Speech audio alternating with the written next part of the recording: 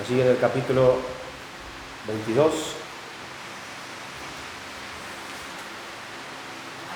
Ahora estamos considerando, o seguiremos considerando en esta mañana, ya que el hermano José el domingo anterior nos dio una primera enseñanza, como que nos abrió el camino de una buena manera para que entremos a considerar ahora más ampliamente, detenidamente, lo que significa la adoración a Dios y el día de reposo. Capítulo 22 de nuestra confesión de fe.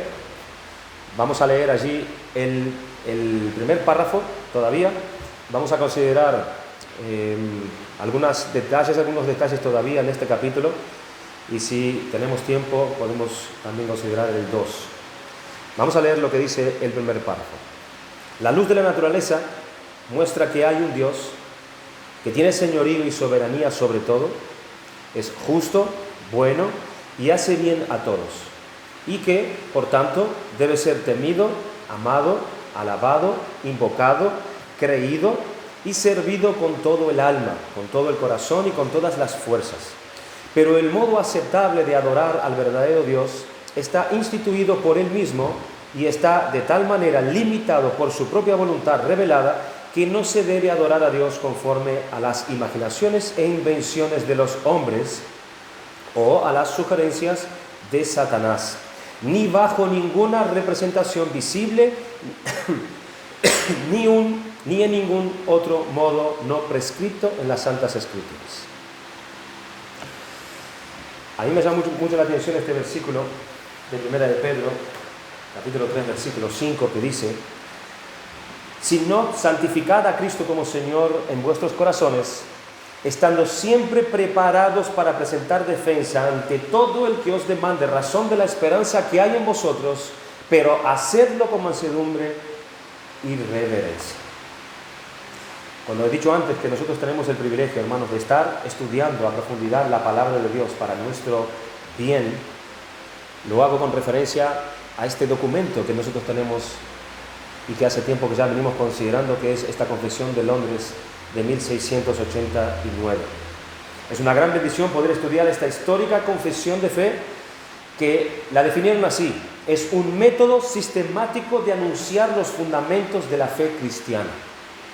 Es un método sistemático de anunciar los profundos fundamentos de la fe cristiana. Estamos estudiando este capítulo 22 de la adoración religiosa y el día del Señor. Hemos comenzado con la primera, de la que hemos ya llamado anteriormente las instituciones divinas. ¿Se acuerdan? Hemos sido nosotros llamados a libertad para ahora, con esta libertad, tanto de conciencia como de servicio ante Dios, cómo nos conducimos ahora en estas instituciones divinas que Dios instituyó, vaya la redundancia, en el mundo. Esta institución, la adoración religiosa en el día del Señor, es algo instituido por Dios y que marcan, por supuesto, donde se desarrolla gran parte de nuestra vida: la adoración a Dios. La institución de la adoración religiosa en el día del Señor sigue siendo nuestro tema de hoy, y este es sin duda un tema amplio y profundo y sumamente importante para todos nosotros. Nunca vamos a terminar, hermanos, de considerar a plenitud y a profundidad absoluta lo que significa realmente este tema de la adoración. Siempre hay algo que aprender, siempre hay algo que seguir profundizando y seguir aprendiendo y considerando de cómo Dios quiere que nosotros le adoremos a Él. Hay un esquema donde la presentación o la confesión de fe presenta de estos primeros 8 párrafos que tenemos acerca de este tema, y yo quisiera que lo leamos entero para que nosotros sepamos qué es lo que vamos a estar considerando en este tema. El primer párrafo José nos comentó bastante acerca del deber y el modo de la adoración cristiana. En el segundo párrafo, el objetivo y el mediador de la adoración cristiana. Dentro de ese párrafo número 2, los elementos también de la adoración cristiana. El párrafo número 3 y 4, la oración como principal elemento. El párrafo 5, restantes elementos, más elementos seguimos considerando en este paquete de la adoración. El párrafo 6, la naturaleza de la adoración cristiana, basado en ese Evangelio de Juan, capítulo 4, versículo 24, y el párrafo 7 y 8 nos habla del día designado para adoración, la adoración pública, es decir, el primer día de la semana. El cuarto mandamiento del Decálogo dice: acuérdate del día de reposo para santificarlo. 6 días trabajarás y harás toda tu obra, mas el séptimo día es reposo para Jehová tu Dios. No hagas en él obra alguna, tú, ni tu hijo, ni tu hija, ni tu siervo, no hagas en él, ni tu siervo, ni tu criada, ni tu bestia, ni tu extranjero que está dentro de tus puertas. Según este mandamiento, establecido en el Antiguo Testamento, nosotros vemos que Dios señaló un día de 7 de la semana para que nosotros lo guardemos en adoración a Él. Desde la creación hasta la resurrección de Jesucristo, vemos que Dios había designado el sábado para el día de reposo. Es decir, el último día de la semana, el séptimo. Desde la resurrección de Jesucristo en adelante nos encontramos con el primer día de la semana, o el día del Señor, como se nos dice en Apocalipsis capítulo 1, versículo 10. Desde que Cristo resucita es establecido un nuevo orden en el día de la adoración, que es el día del Señor, que ya es el primer día de la semana. La pregunta es: ¿le importa a Dios de qué manera le adoramos en ese día establecido por Él? ¿Le importa a Dios? ¿Dios tiene algún motivo por el cual preocuparse de cómo están adorándole a Él en ese día? ¿Dios prescribió ordenanzas y mandamientos? ¿Estableció Dios de alguna manera de cómo tenemos que adorarle? ¿Le importa a Dios o no le importa a Dios?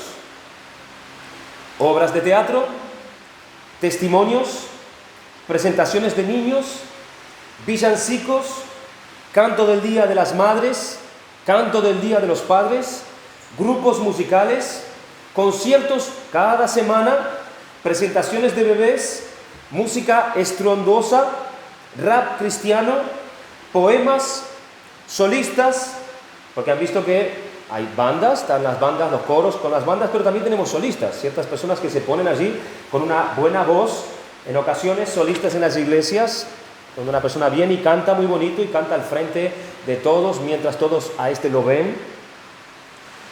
Todas estas cosas no son malas en sí mismas. Bueno, algunas de ellas sí lo son, pero la mayoría de ellas no son malas en sí mismas. Todas estas cosas no son malas en sí mismas, pero la pregunta es esta: si no son malas, si estas cosas en sí mismas no son pecaminosas, ¿por qué nosotros no la practicamos?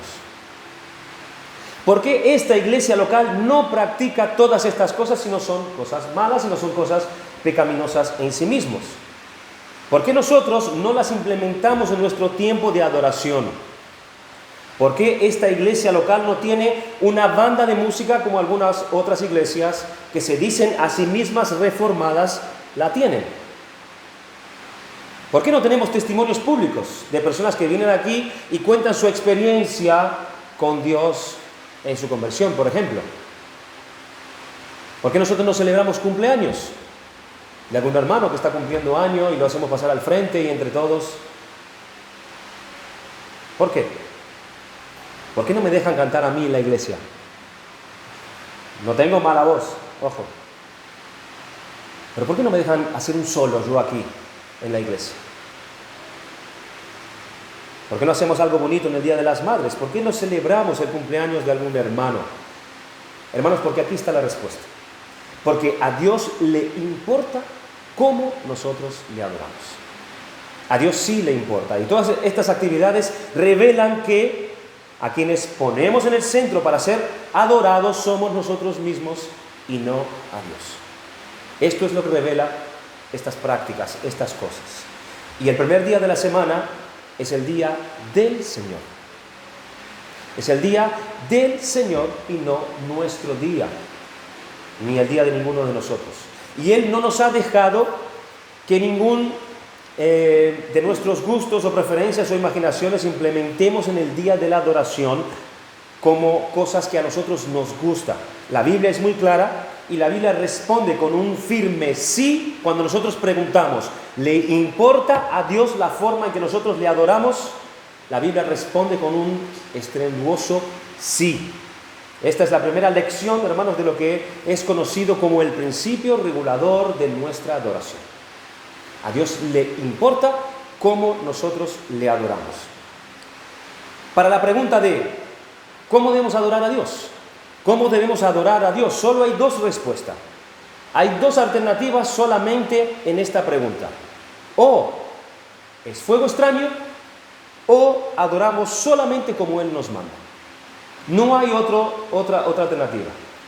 O fuego extraño o solamente como Él nos demanda en la adoración. El fuego extraño, según lo expresa Levítico capítulo 10, ¿saben ustedes dónde están estas dos palabras, verdad? Allí en la historia de Nadab y Abiú, hijos de Aarón, dice que ellos tomaron cada uno su incienso y pusieron en ellos fuego sobre el cual pusieron incienso y ofrecieron delante de Jehová fuego extraño que Él nunca les mandó. Imagínense a la cara de Dios cuando vio esto que era extraño para Dios. Esto no tenía cabida allí, era algo extraño para Dios. Algo que no le era familiar a Dios, era extraño. Hermanos, solo hay dos opciones cuando nos acercamos a adorar a Dios. O lo adoramos sola y únicamente como Él nos ha mandado, o lo adoramos bajo este principio de fuego extraño. Un fuego que no salió del altar, como nos explica esta historia. Mis anhelos, mis deseos, mis sueños, mis temas, mis peticiones no serán correctas ni no son con la aprobación del Señor. Si el Señor no las aprueba, de nada me vale a mí traer a Dios esas peticiones. De nada me vale a mí traer a Dios esas cosas, porque Dios no se equivoca. No se trata de mis intenciones, no se trata de mi pensar. Se trata, y se ha tratado siempre, y se tratará siempre de la voluntad de Dios. La voluntad de Dios, que es buena, es agradable y es perfecta, y no añade tristeza alguna, como dice Proverbios capítulo 10, versículo 2. Así que, hermanos, a Dios le importa cómo nosotros le adoramos. Le importa y mucho. Y ese es nuestro deber, como bien José hizo mucho énfasis el día anterior. Es nuestro deber alabar y acercarnos en adoración a Dios, pero también a Dios le importa cómo, de qué manera nosotros le adoramos, porque Él lo ha mandado. Dios nos ha dado principios que ha permitido durante toda la historia de la redención para que el hombre sepa cómo adorar a Dios, y esto fue así desde el jardín del Edén. Allí Dios establece el modo de cómo ellos tenían que adorar a Dios, y era el principio de la obediencia. Así ustedes me van a adorar, no comerán de ese árbol del fruto, no lo tocarán, y me adorarán en base a esa obediencia. Dios ha establecido siempre la forma en que nosotros le tenemos que adorar. Después que el hombre cayó, Dios lo expulsó de su presencia, y es cierto que Dios podía haber dejado al hombre en sus caminos, en sus perdiciones y sin esperanza, pero Dios le abrió un camino para que el hombre se acercara a Él. Dios abrió un camino para que el hombre pudiese volver en acercamiento a Él, pero ¿lo dejó a la imaginación del hombre? Esa es la pregunta. ¿Dios dejó a merced que el hombre pueda elegir de qué manera y cómo él se tenía que acercar? No, sino que dio preceptos y mandamientos claros de cómo el hombre se podía acercar a Él. Y el hombre solamente se podía acercar a Él bajo sus determinaciones y por medio de Jesucristo, su Hijo. Hermanos, algo que debemos aprender del libro de Levítico es que Dios es muy celoso en cuanto a la forma que nosotros debemos acercarnos a Él. Es una de las cosas que en detalle vimos acerca de toda la ley ceremonial, ¿se acuerdan? Tanto detalle y tanta rigurosidad, a Dios le importa cómo tenemos que acercarnos, porque Él es celoso de su adoración. ¿Por qué Dios castigó al pueblo cuando el pueblo creó aquel becerro de oro? ¿Por qué Dios castigó de esa forma tan dura al pueblo? ¿Estaba el pueblo adorando a un Dios diferente a Jehová? ¿Esa era la intención del pueblo? ¿Había un Dios distinto allí? ¿Dios estaba compitiendo con algún tipo de Dios? No, hermanos. El pueblo no estaba adorando a otro Dios. El pueblo estaba buscando adorar a Jehová. Es lo que dijo Aarón. Aquí este es tu Dios que te sacó de Egipto. Lo reconocían al Señor. Este es. Adórenlo. En otras palabras, aquí está Jehová, vuestro Dios. ¿Qué es entonces lo que mueve al Señor a castigar a ese pueblo en ese momento? Dios nunca permitió que se le adorara a través de imágenes que lo representen a Él. Ese es el punto aquí.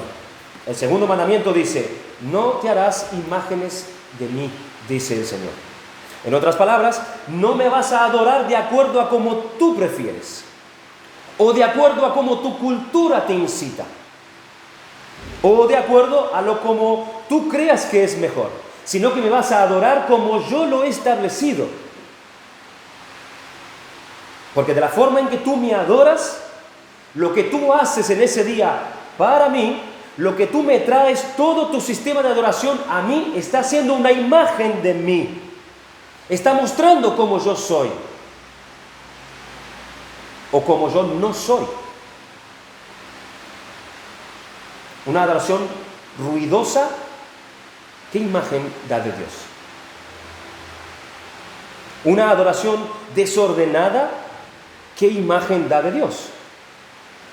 Una adoración llena de carcajadas y bailes y sensualidades, ¿qué imagen hace de Dios? No te harás imagen de mí. El que se acerca a mí tendrá que ser en los términos de mi santidad, dice el Señor. El Salmo 96, versículo 9 dice, adorad a Jehová en la hermosura de la santidad, temed delante de él toda la tierra. Este temer se está refiriendo a temblar en reconocimiento de su grandeza. Pero en nuestros días esto ya no es una realidad. Ya no es esta la conciencia. Ya a Dios se le hace imágenes por cuanto le traemos una adoración a Él de una manera u otra. Las iglesias ya están adorando a Dios según sus imaginaciones y sus propios gustos, haciendo así una imagen de Dios lejos de la imagen del Dios vivo y verdadero. Dios quiere, hermanos, ser conocido, pero Dios quiere ser conocido tal cual Él es. Por eso Él nos dio los medios para poder acercarnos a Él, para que Él sea revelado como Él es. Porque cuando desechamos esos medios y buscamos los nuestros, lo que estamos haciendo es una caricatura de nuestro Dios. Él no es eso. Él no es un Dios de desorden. Eso es lo que estamos manifestando en nuestra adoración de ese modo. Dios ama su nombre y quiere que santifiquemos su nombre en nuestra adoración. Él no quiere que nuestra adoración sea algo extraño para Él. Él quiere que nuestra adoración sea algo aceptable ante Él. Él la quiere recibir. Y además Dios no quiere que nosotros vivamos confundidos en cuanto a Él en nuestra adoración. Él se quiere mostrar tal cual Él es, pero por los medios que Él nos establece en la adoración. La adoración a Dios. Este es uno de los elementos importantes en nuestra vida, hermanos, como iglesia. Mucho de lo que hacemos juntos como congregación y mucho de lo que invertimos como iglesia tiene que ver con la adoración en la iglesia. ¿Qué es la adoración? ¿Cómo podríamos definirla? A mí me gustó la definición que nos dio este estudio acerca de la adoración y dice lo siguiente: es un acto consciente y voluntario de acercarnos a Dios para ponernos en contacto, en comunión con Él. Voy a repetirlo. Es un acto consciente y voluntario de acercarnos a Dios, escuchen el fin, para ponernos en contacto y en comunión y comunicación con Él. En una actitud de reverencia, postrarse, obediencia, homenaje, acentuando el sentimiento de maravilla y de devoción. La adoración, hermanos, no es un fin en sí mismo. La adoración no es un fin en sí mismo. El fin es Dios. El fin es Dios. No son los medios en sí mismos. Nosotros podemos conocer todo lo que Dios pide y hacerlo de manera correcta y perfecta, pero perder de vista a Dios. Y no ver a Dios. Y no tener comunión con Dios. Y lo adoramos perfectamente como Él nos pide, pero no lo hemos visto. La adoración es un acto usando los elementos mandados por Él y en sus términos, pero es un acto, y siendo un acto, es un medio. ¿Y un medio para qué? Para acercarnos a Dios, para ponerse en contacto con Él y en comunión con Él. Ese es el fin. La adoración no es un fin en sí mismo, el fin es Dios mismo. Venimos como iglesia a encontrarnos con Dios por medio de un acto de adoración que Él ha establecido, así que el fin es Él. Dice el Salmo 63, Dios, Dios mío eres tú, de madrugada te buscaré, mi alma tiene sed de ti, mi carne te anhela. Salmo 42, 2, mi alma tiene sed de Dios, del Dios viviente. ¿Cuándo vendré y me presentaré delante de Dios? El anhelo de presentarme en el día de la adoración para encontrarme con Él. Ese es el anhelo de la persona. El Salmo 84, 2 dice, anhela mi alma y aún desea con ansias los atrios del Señor. Mi corazón y mi carne están con gozo al Dios vivo. El fin debe ser Dios. Debe ser venir a buscar a Dios por medio de nuestra adoración. Es un acto consciente y voluntario de acercarnos a Dios para ponernos en contacto, en comunión y en comunicación con Él. Es una actitud de reverencia, postrarse, obediencia, homenaje, acentuando el sentimiento de maravilla o de devoción. La primera vez que aparece esta palabra adoración es en Génesis capítulo 24, versículo 26, cuando dice, y el hombre entonces se inclinó y adoró, hablando de aquel siervo de Abraham que fue hasta la parentela de Abraham a buscar esposa para su hijo Isaac. Él cuando vio todo eso, que se estaba cumpliendo absolutamente todo lo que él se había propuesto ante Dios, aquella mujer se acercó, le dio de tomar a sus camellos y estaba allí, y hasta le invitó, ven a casa, que en mi casa hay bastante para los animales, para ti, etc.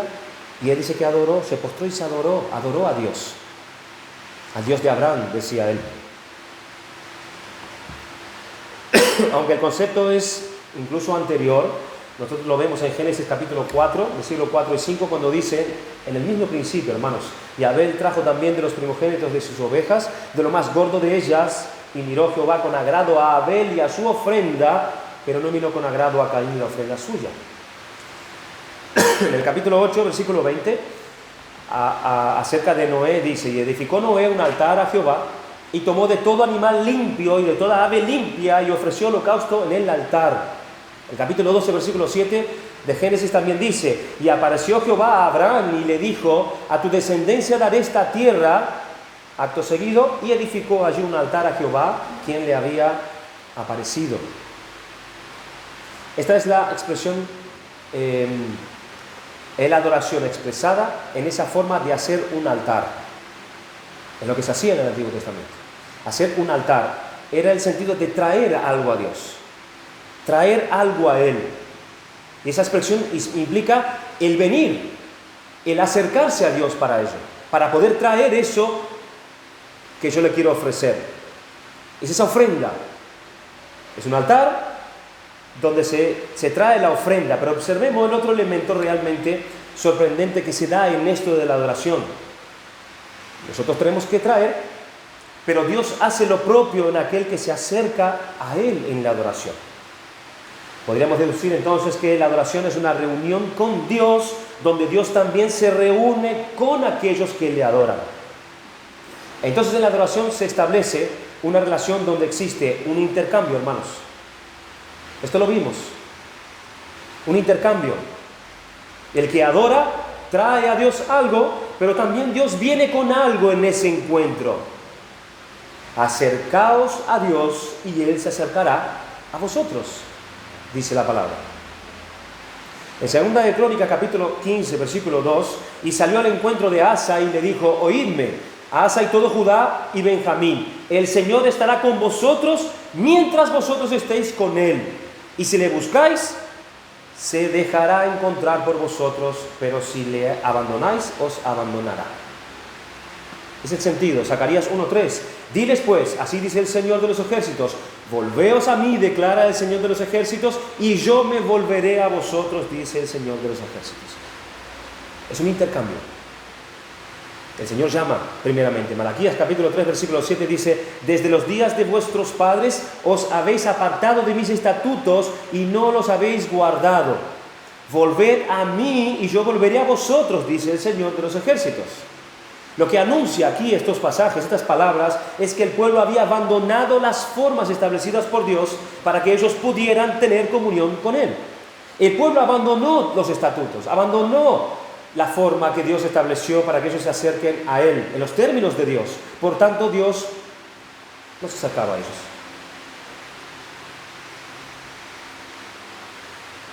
Pero no así en los casos anteriores, donde vemos el intercambio. En Génesis 8, 20, 21, repito, y edificó Noé un altar a Jehová y tomó de todo animal limpio y de todas las aves limpias y ofreció holocaustos al altar. Y escuchen la reacción de Dios ahora.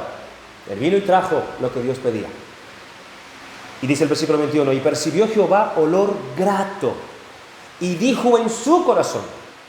Jehová lo dijo desde sus entrañas, desde su corazón. Él lo sintió profundamente, aceptando lo que le estaba trayendo este Noé. Y dijo, y aquí está la bendición: no volveré más a maldecir la tierra por causa del hombre, porque el intento del corazón del hombre es malo desde su juventud, ni volveré más a destruir todo ser viviente como he hecho mientras la tierra permanezca. No cesarán la sementera ni la siega, el frío y el calor, y el verano y el invierno, y el día y la noche.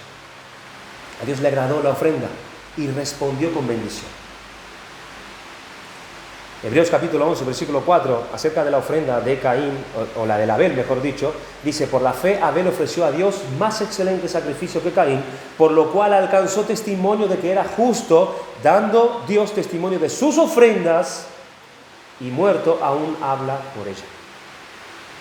Dios testificó positivamente acerca de la ofrenda que él recibió de parte de Abel. Ahora queda por establecer dos cosas realmente fundamentales. ¿Qué es lo que traemos a Dios? ¿Qué es lo que traemos a Dios? Y la otra cosa, ¿qué es lo que tenemos que esperar ahí de Dios? ¿Cuáles son las ofrendas que tenemos que traer al Señor? ¿Y qué es lo que tenemos que esperar de Dios cuando el Señor percibe un olor grato? Miremos algunos detalles por encima de eso que trataremos. En primer lugar, siempre hay que acercarse a Dios con sacrificios. Siempre hay que acercarse a Dios con sacrificios. ¿Recuerdan el ejemplo de la esponja que hemos dado una vez que hemos considerado, hermanos, los elementos reguladores de la adoración? En la adoración a Dios no tenemos que venir como esponjas secas. Tenemos que venir como esponjas empapadas, como esponjas llenas, esponjas saturadas de sacrificios a nuestro Dios. Esa es la actitud. Tenemos que venir a traer nuestros sacrificios a Dios, porque el primero es el de nosotros mismos. Como José bien mencionó también, es traer primeramente nuestros cuerpos. Es un sacrificio vivo, santo y agradable. Es el sacrificio de nosotros mismos. Hay una demanda de Dios que estemos aquí en el día del Señor, en el día de la adoración. Tenemos que presentar nuestros cuerpos aquí. No importa cómo tú tienes que arreglártela durante la semana. Tú tienes que estar aquí el domingo. Sí o sí, porque Dios te lo demanda a ti. Presentad vuestros cuerpos en sacrificio vivo delante del Señor. Es un mandamiento de Dios.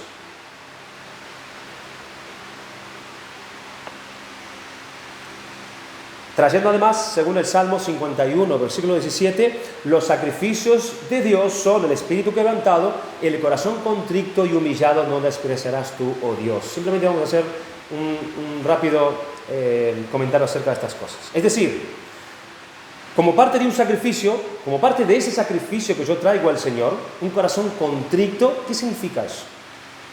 ¿Qué significa un corazón contrito? Es un corazón bajo la convicción de su pequeñez y de su pecado.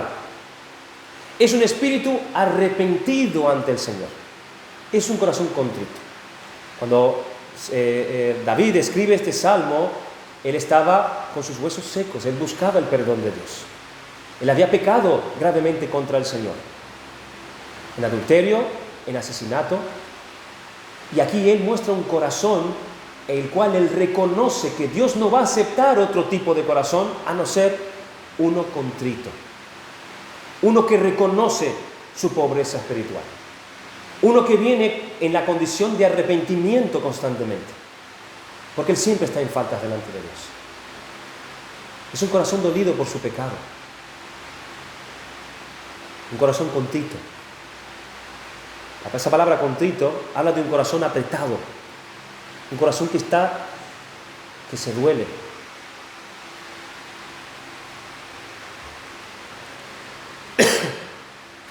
Habla también de un corazón humillado. ¿Qué es esto? Es un corazón que es consciente de la grandeza y de la gloria de aquel ante quien se va a presentar. Es un corazón que reconoce sus pecados, pero es un corazón que también reconoce delante de quien se está acercando. Y él se humilla. Y él mantiene en su lugar. Él es polvo. Él está sin dependencia de Dios. Es un corazón humillado bajo la grandeza y la gloria de aquel a quien él se va a presentar. Es aquel que viene con su cabeza baja,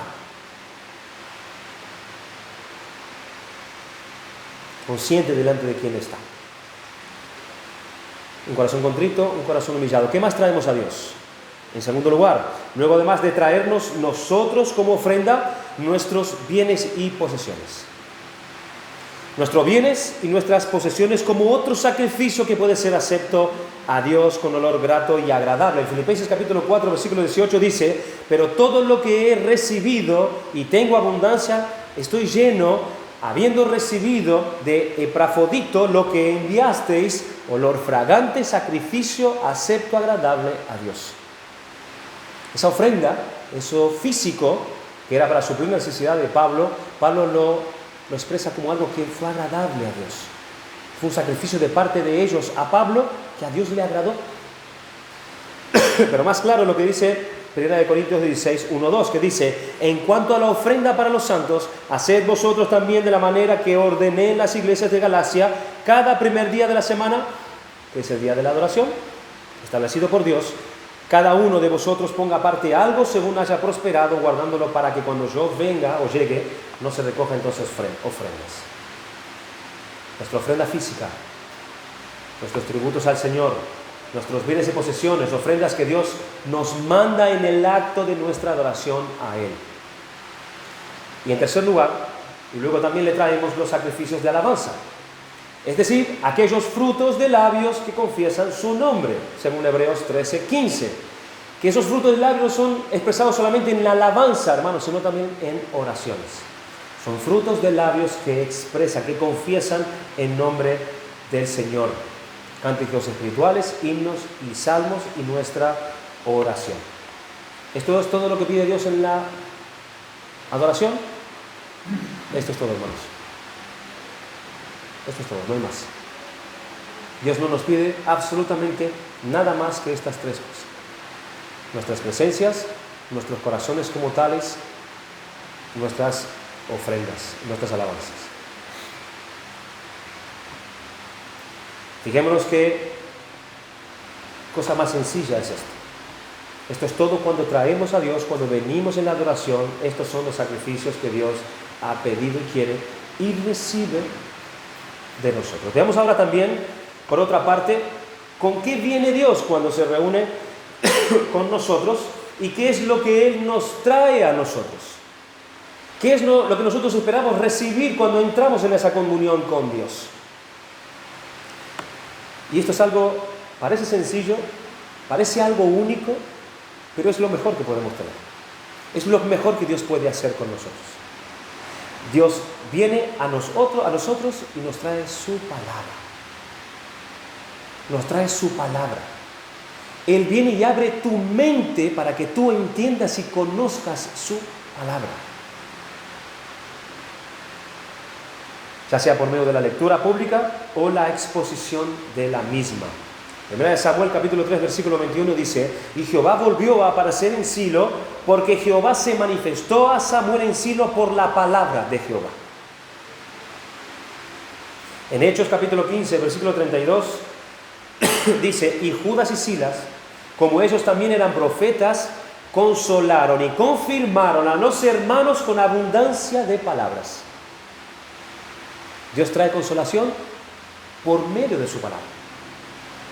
Dios manifiesta su presencia, como vimos en Samuel, por medio de su palabra. En Romanos capítulo 1, versículo 17 dice: porque en el Evangelio la justicia de Dios se revela por fe y para fe, como está escrito, mas el justo por la fe vivirá.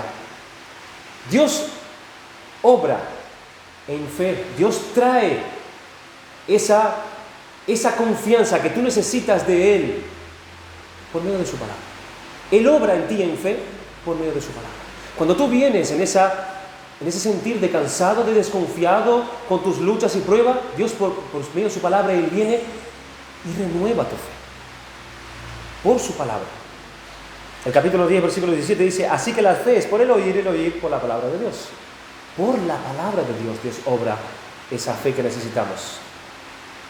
Y este es tremendo. En 1 Tesalonicenses 1:3 se dice: por lo cual también vosotros, sin cesar, damos gracias a Dios, de que cuando recibisteis la palabra de Dios que oísteis de nosotros, la recibisteis no como palabra de hombre, sino según es en verdad la palabra de Dios, la cual actúa en vosotros los creyentes. La palabra de Dios actúa en nosotros, los creyentes. Por eso tenemos que estar aquí, escuchando la palabra de Dios en el día de la adoración. Y Dios viene con estos tratos que no lo tienen con ningún otro. A los otros los deja en sus pecados. A nosotros Él viene y mortifica sus pecados por medio de su palabra, renovando nuestra fe, renovando nuestra esperanza y, como dice aquí en Tesalonicenses, actuando en nosotros. Ese es el fin. Dios no se va a aparecer aquí, hermanos. Dios no se va a manifestar aquí en el cuerpo de nadie, como en muchas iglesias hacen. Dios se va a revelar por su palabra. Por su palabra. Miren entonces cuánto hay aquí, como es algo que debe ser considerado como necesario, que nosotros necesitamos saber, porque la correcta adoración nos lleva a la correcta edificación. La correcta adoración nos lleva a la correcta edificación, porque ¿quién es el que edifica? Es Dios, ¿verdad? Cuando Dios recibe nuestra adoración conforme Él nos pide, Él viene y edifica a su iglesia. ¿Cómo seremos edificados? ¿Cómo nos acercamos a Dios y Dios a nosotros si no sabemos en la forma en que nosotros tenemos que adorarlo? Por eso hay muchos y muchas iglesias que no cambian, que siguen igual, sus mismos hábitos continuamente, sus mismos pecados y tropiezos siempre, porque no reciben de Dios la edificación. Porque lo que traen a Dios ni es un corazón contrito, ni es un corazón humillado, ni son sus diezmos, sus ofrendas con un corazón agradecido a Él, ni es un corazón que se arrepiente de sus pecados ante Dios, sino todo lo contrario, y no puede recibir de parte de Dios nada una persona así. Y mucho menos aquellos que vienen con una adoración que representa mal a Dios. Iglesias enteras en sus mismos pecados. Y lo triste es que muchas personas abandonan iglesias con testimonios verdaderos de la palabra de Dios para ir en busca de sus propios placeres. ¿Qué van a tener esas personas? Es lo único que van a tener: llenar sus vientres. Es lo único. Porque de Dios no recibirán absolutamente nada. Iglesias llenas.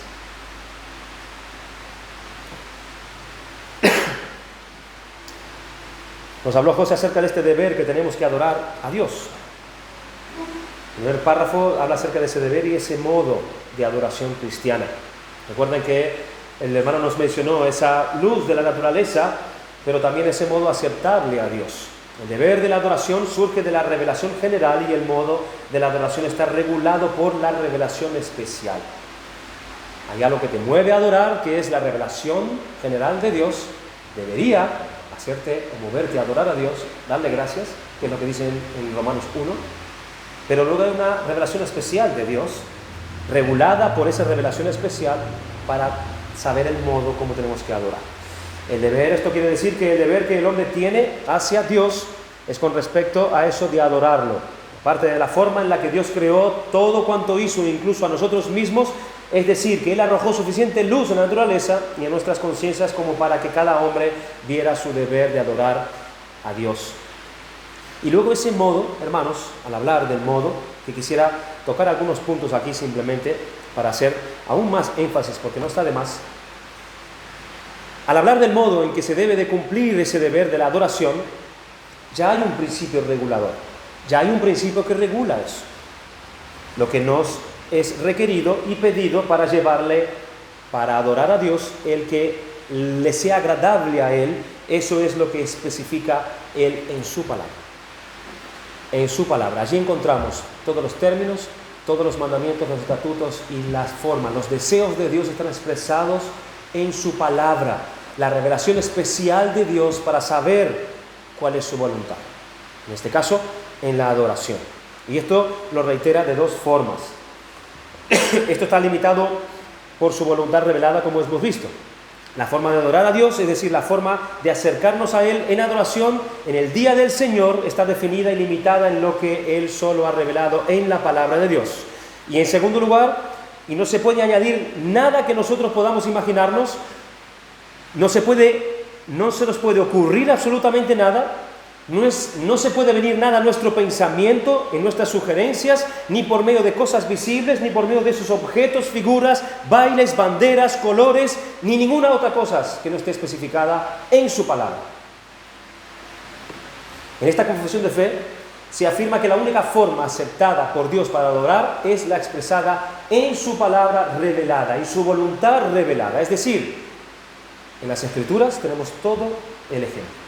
Porque Dios no recibe ni recibirá de nosotros nada que previamente no lo hubiera Él mandado ya. No hay iglesia, no hay grupo de personas, no hay autoridad ninguna que puede decir cómo podemos adorar a Dios, que lo podamos llevar a Dios, sino solo lo que Él mismo ha señalado específicamente en las Escrituras. En el mundo evangélico es frecuente que la regla y el principio que regula la adoración religiosa sea otra. En la mayoría de las iglesias evangélicas y aún también, hermanos, en iglesias bautistas, en iglesias que se llaman reformadas, ¿cuál es la regla y el principio que regula la adoración en el día del Señor? Lo que está mandado es una de ellas, y lo que no está expresado está totalmente prohibido. Lo que no está expresado es prohibido. Todo eso junto cabe en la adoración. Dentro de cualquiera de estos dos esquemas, lo mandado y lo que está expresamente prohibido, o lo que no está, expresamente prohibido, en base a estos dos principios es que se desarrolla cualquier adoración dentro del mundo evangélico en el día del Señor. Para poder estar juntos, para que nosotros podamos estar unánimes como congregación, adorando a Dios con un solo sentir, debemos tener bien claro esto. Debemos saber cuáles de estas dos posiciones estamos realmente asentados. El primer punto es el que nos define esta confesión que estamos estudiando. Lo que está mandado por Dios es lo que tenemos que hacer. Y únicamente eso. El segundo punto es asumido por un amplio abanico de iglesias bajo la frase y razonamiento que sin duda habremos oído, que dicen, bueno, ¿qué hay de malo en adorar a Dios de esta manera o en aquella otra manera? Porque Dios no lo prohíbe en su palabra. El hermano dijo, hay un abanico inmenso. Si vamos a adorar a Dios solamente por lo que Él no prohibió. No está expresado en su palabra que vengamos a adorar a Dios aquí en Bañador. ¿Verdad que no? Pero tú tienes principios. Por ejemplo, en otras iglesias agregan cosas, sus líderes lo están haciendo, y como sus líderes lo hacen, bueno, no puede ser algo malo. Mira, sus líderes están practicando eso ahora. Eso debe ser algo iluminado, están teniendo revelaciones nuevas en cómo adorar a Dios.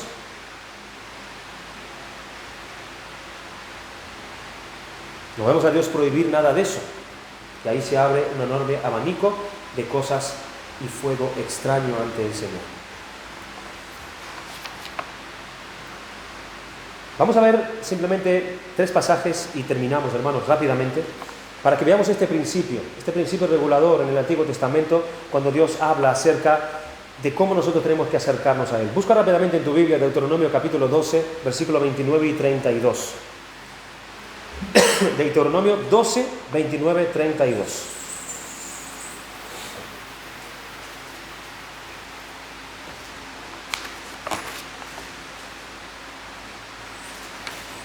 Miren lo que dice este pasaje. Cuando Jehová tu Dios haya destruido delante de ti las naciones a donde tú vas para poseerlas y las heredes y habites en su tierra, guárdate que no tropieces yendo en pos de ellas después que sean destruidas delante de ti. No preguntes acerca de sus dioses, diciendo, de la manera que servían aquellas naciones a sus dioses, yo también les serviré. No harás así a Jehová tu Dios, porque toda cosa abominable que Jehová aborrece, hicieron ellos a sus dioses. Pues aún a sus hijos y a sus hijas quemaban en el fuego a sus dioses. Cuidarás de hacer todo lo que yo te mando, no añadirás a ello, ni de ello quitarás. Fíjense en la actitud que es condenada allí en el versículo 30.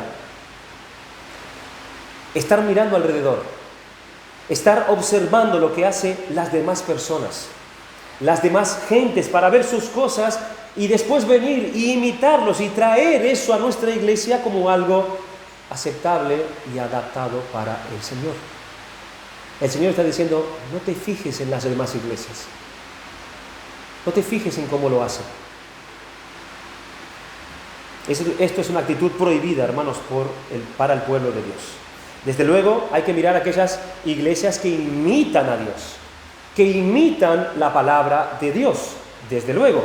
Pero cuidado con esos muchos que hacen como les parece para adorar a Dios, que movidos por la costumbre y como en algunos casos lo que a la congregación le gusta, en base a lo que ellos pueden producir, resultados que ellos creen que son los que deben esperar, lo bonito, lo agradable, lo que trae la gente, lo que trae lo demás al Señor. El Señor dice, no haremos así en el versículo 31. Cuidarás de hacer todo lo que yo te mando y no añadirás a ello ni de ello quitarás. Eso no es venir a congregarnos para adorar a Dios y no va por ahí. La norma exclusiva es lo que dice, hermanos, en el versículo 32. No añadir. Todo lo que está dicho por Dios es cuanto Dios quiere y le agrada, y ahí no hay lugar para ninguna imaginación, para ninguna invención, sino para la obediencia y nada más que la obediencia a lo que Dios mandó. Éxodo capítulo 20. Éxodo capítulo 20, versículo 24.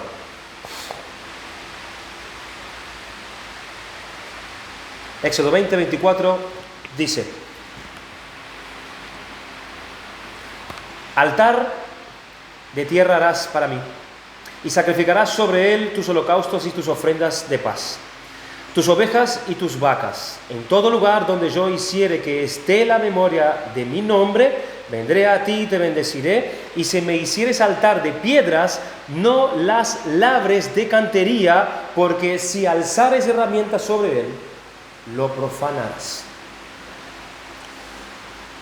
Uno de los elementos esenciales de la adoración a Dios es el altar.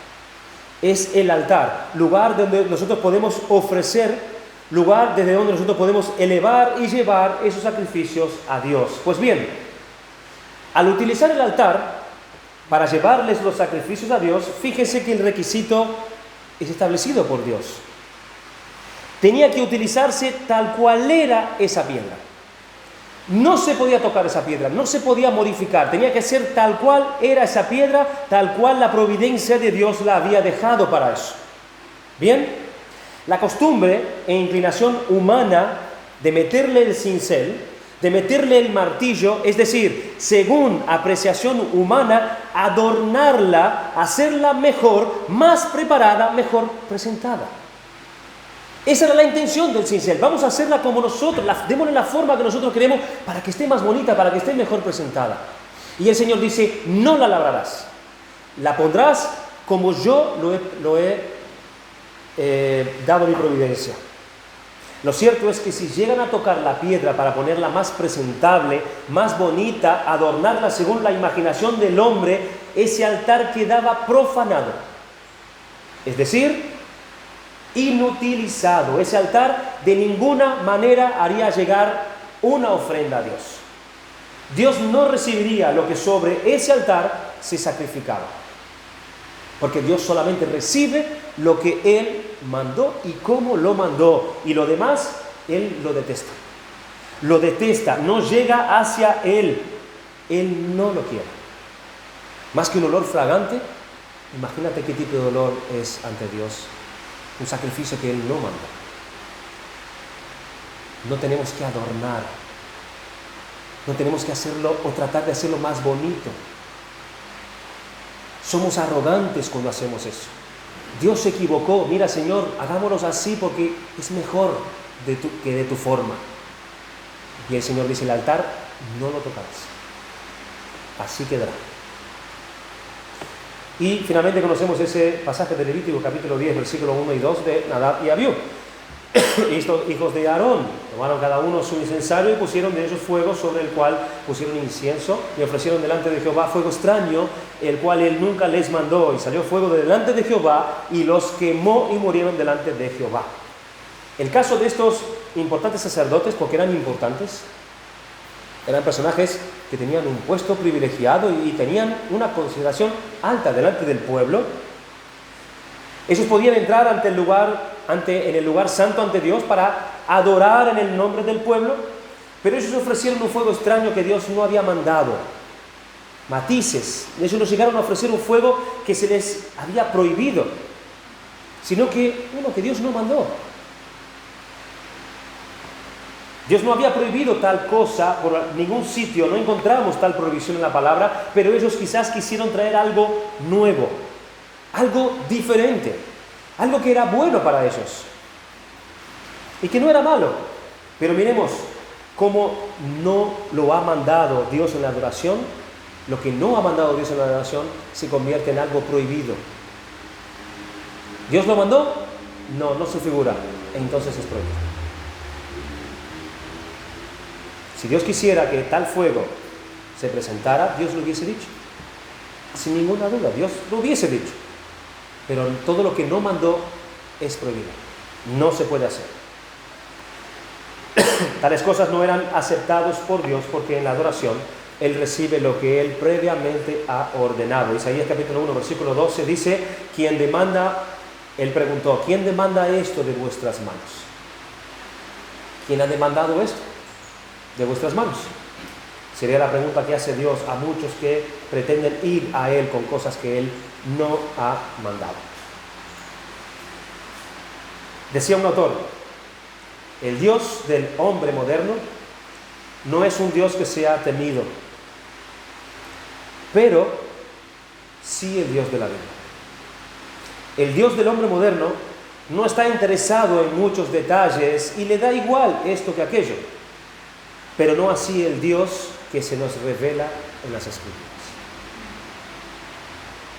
No es nada extraño que la teología o la evangelización esté centrada en el hombre. Lo que se busca primero es el hombre, no a Dios. Lo que se busca primeramente es la gloria del hombre. Así que no nos debes extrañar, hermanos, que el mismo problema nosotros lo encontremos luego en la adoración a Dios. Que sea frecuente verla centrada en el hombre.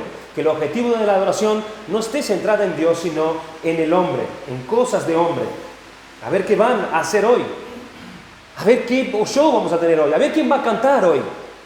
A ver qué espectáculo nos van a montar aquí hoy. Es la expectativa de la persona que viene a ver qué nos van a traer hoy. ¿Con quién nos van a entretener hoy?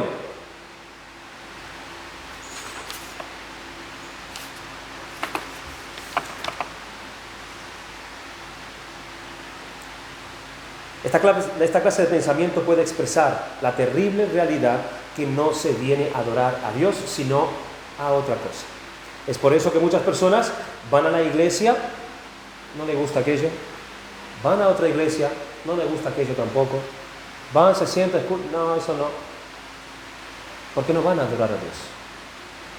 No están interesados en buscar la voluntad de Dios. Están buscando su propia gloria, entretenerse a sí mismo. en el día del Señor a sí mismos, no buscando a Dios y su verdad. Así que, hermanos, esto es algo que nunca está de más que nosotros estemos considerando y martillando en nuestra cabeza, porque es algo que Dios requiere de nosotros. El mundo entero, los hombres en todo el mundo tienen el deber de adorar a Dios. Pero ¿quiénes son aquellos que entienden esto? Su iglesia. Su iglesia está llamada a tener la responsabilidad de conocer la voluntad de Dios en la adoración. Hermanos, no es solo que te sientes ahí y des tu dinero. No es solo que tú cantes al Señor. Es tu corazón, es tu entendimiento, porque está en juego tu santificación y tu edificación. Es importante esto para Dios y lo debería ser para cada uno de nosotros. No dejar de considerar esto todos los domingos. ¿Cómo te preparas antes de venir aquí a adorar al Señor? ¿Con cuántos afanes vienes? ¿Cómo vienes corriendo? ¿Cómo no administras bien el tiempo para estar aquí en sosiego? Es importante para Dios. ¿No queremos las bendiciones del Señor? ¿No es lo que queremos, que el Señor venga y trate con nosotros? ¿O no? ¿No? Debería ser. Queremos ser más como Cristo y no hay otra fuente que el trato de Dios por medio de su palabra en la congregación. Queremos que Dios nos visite. Debemos traer los sacrificios que Él pide de nosotros y no otros. Y revisar, hermanos, vuestro sacrificio. Revisen vuestros sacrificios si están conforme a lo que Dios pide. Es nuestra responsabilidad. ¿Está bien lo que traigo al Señor hoy? Que el Señor nos ayude. Vamos a dar gracias al Señor por su palabra.